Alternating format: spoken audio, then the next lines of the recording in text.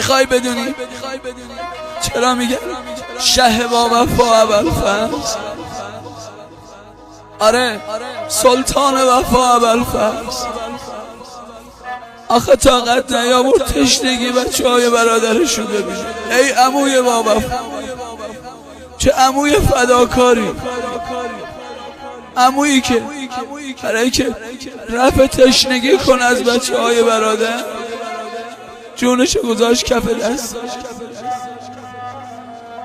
از همه بالاتر یه برادر با وفا. آره یه برادر با وفا برا خواهر، یه برادر با وفا واسه برادر، اونایی که برادر از دست دادن میدون. آی دونی امروز باید همه دلا برای حضرت عباس بسوزن. وقتی تیر به مشکش خورد انگار تیر به قلبش خورد.